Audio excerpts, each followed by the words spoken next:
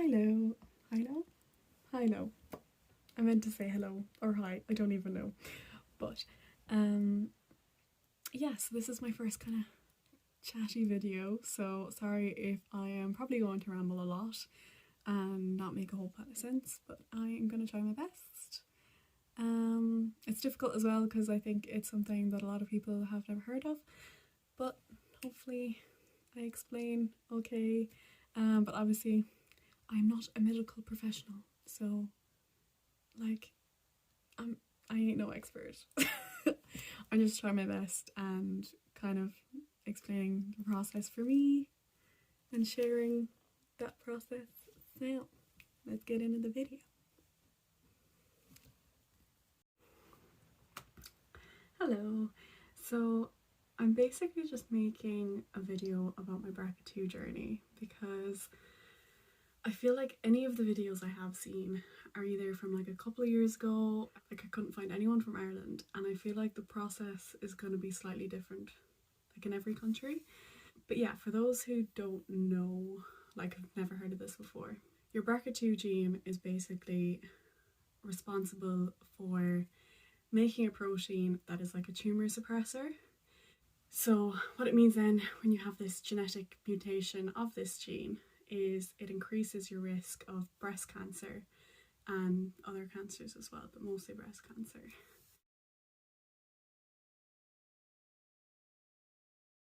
And yeah, so the gene is hereditary, so like it became known like a few years ago, I'd say, that we have it in our family, which then led to my dad getting tested, and then obviously his came back positive, which means then I need to get tested along with my siblings.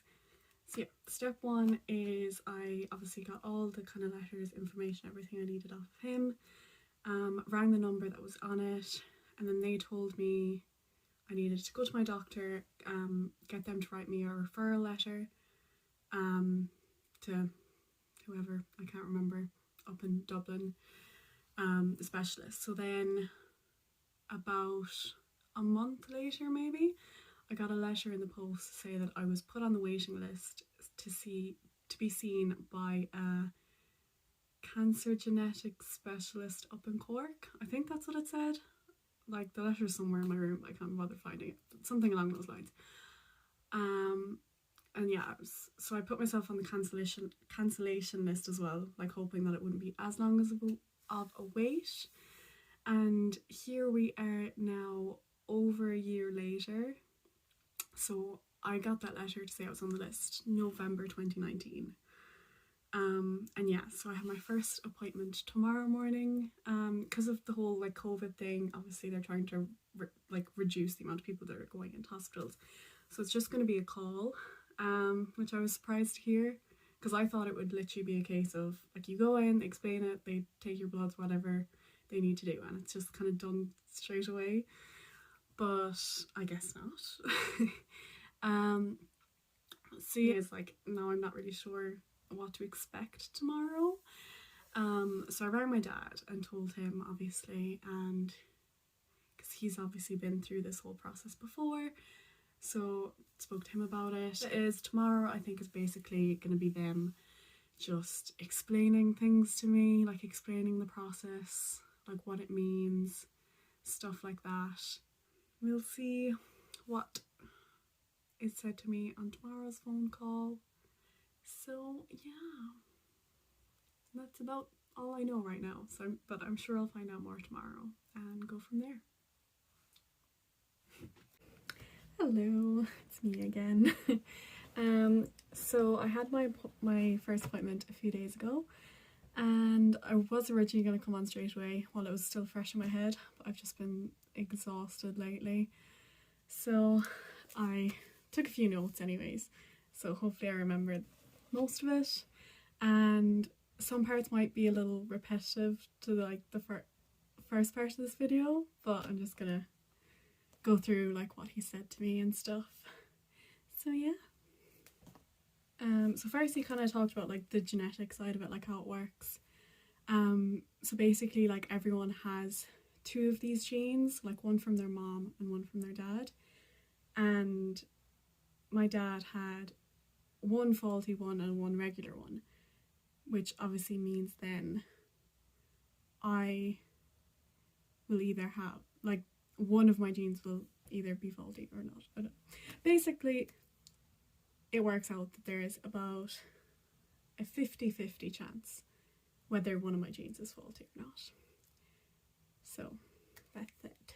So yeah, first he talked about the whole like breast cancer side of things. So again, just went through like the stats. So like, as I said before, the average woman has about a 12% chance of developing breast cancer in her lifetime, and someone who has this genetic mutation, their chances are about 70%. And yeah, then he just went through obviously what would happen on like this side of things if it was a positive result. So they would do extra breast screening, both a breast MRI and mammograms once a year, but it wouldn't start until maybe I was like 30, he said. So I was kind of surprised. I thought like they started sooner, I guess, even though I know like usually they do start it later, but anyways. But yeah, they tend to do the MRI more so than when you're younger, because obviously when you're younger your breast tissue is more dense, so it's just a bit more easier to see on a breast MRI rather than the mammogram, and then the mammogram kind of gets more clear as you get older. So yeah, and then obviously the other option then is a preventive bilateral double mastectomy. Sorry, I keep looking down because I'm like, I don't want to get any of the words wrong, even though like I know it in my head when I'm talking to myself, but like when the camera's on, you know. So yeah, obviously then this would involve getting all breast tissue removed, so obviously like significantly decreases your risk. So this is kind of the option I'm leaning more towards, to be honest. And like I've had a long time to think about this, and that's definitely like what I feel is right for me. So, but I'm going to come back to all that in a minute and move on to the ovarian cancer side of things, because that's what he talked to me about next. So basically, again, I'll give you the stats. So the average woman has about 1 to 2% chance of developing ovarian cancer in her lifetime, and someone with this genetic mutation has a 10 to 25% chance. So like, although it's still low, like it's significantly higher than the average person. Yeah, and then with the kind of preventive side of this is obviously again like extra screening, like blood tests and ultrasounds, but like it is still a cancer that's very difficult to diagnose and difficult to treat. So what they do then is, obviously this isn't something I have to think about for a long time. He said usually kind of start thinking about it around like 45, is like once you've kind of, you know, settled down, had your family. Like if I end up doing that, I don't know, I haven't thought about children, to be honest. But yeah, and then after all that, at about like 45 maybe, kind of just before menopause, thinking about getting your ovaries and fallopian tubes removed. But yeah, obviously that's very far down the line. I don't really have to worry too much about that yet. But yeah, just give like a brief overview. Yeah, and then from that like went on to talk about obviously the whole kid side of things, as in like, you know, there's a chance I could pass it on, blah blah blah, and like options to deal with that, like either then, you know, I'm not even going to go too much into that side of things, to be honest, because it's not really something I'm worried about right now. That's a future problem. But I mean, unless anyone wants to know, feel free to ask me. But yeah, and then also just kind of talked about the whole like health insurance side of it, cost of things, because that was something I was kind of worried about. but it's all covered under the public health system, and like if I went privately, like there's no guarantee I could like get seen quicker or anything, so I don't think I'd be doing that, plus money. So yeah, and then he mentioned to me, sorry, what got in the way? Yeah, and then he mentioned to me about the Marie Keating Foundation, I think it's called. It sounds familiar, but I don't really know too much about it. But basically, on their site, they have a whole section all about like the BRCA2 gene and stuff.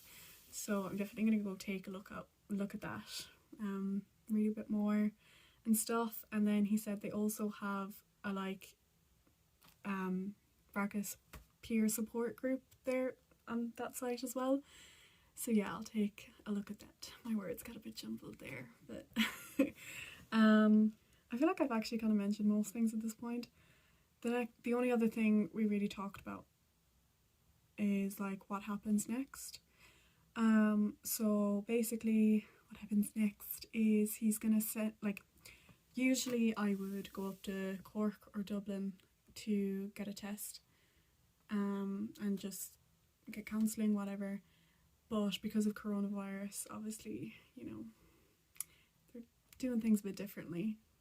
So obviously this first appointment was a call rather than a face-to-face appointment, and instead of like going to the hospital to get blood stolen and all that, he's gonna send me out like a letter, consent form, like everything I need to bring to my GP. Yeah, basically like in that letter it just explains like how much blood they need, like what kind of tube they need it in, like, and where to send it to, blah blah blah, that kind of stuff. So yeah, as soon as I receive that stuff in the post, I just need to make an appointment, do that, and then once my GP sends it off, I should get the results in about 8 weeks, and then we go from there. So yeah, if it's a negative result, I don't really have to worry about it again, you know, it's done, that's it. And if it's negative, like there's no way I can pass it on to my children, stuff like that. And then if it comes back positive, he will refer me to a breast surgeon, and then I can talk to him about obviously all that side of things. And obviously I spoke to my doctor as well about the whole thing. So basically, because I'm so young, like I'm only 22, like just turned 22 like a few weeks ago. He was kind of asking like, you know, am I ready to start this process and stuff like that, or you know, like would I rather wait, because I could easily wait because I'm so young, like the risk isn't high at the moment. But I was very much like, no, I want to just start this process now. Like I'm sure, like it may seem like a rush decision, but at the same time, like I've known about this years, I've had years to think about it, and like I've done my research over the years, and like I'm just sure, and like I'm knowing my gut what's right for me. It's the case with the double mastectomy side of things. So he obviously spoke to me about that because, you know, it's a big decision, it's part of my body at the end of the day. But I honestly feel like I know where I stand in my body image at the moment, like, and stuff like that, and like I know, like, emotionally and psychologically I can handle that. Very much straight out said to him like, no, that's what I feel is the best choice for me if it comes to that. And he was like, you know, that's fair, that's your decision at the end of the day, whatever. He was quite understanding. But obviously he said that at the end of the day, like all he can do is refer me to the breast surgeon, and it's kind of up to the breast surgeon at the end of the day, whether they want to perform the operation or not, kind of thing. And he said, like, you know, although you're very kind of set in what you want, whatever, just that to bear in mind that they may be a little apprehensive because I'm so young. But like obviously I've I've heard this a lot in doing my research,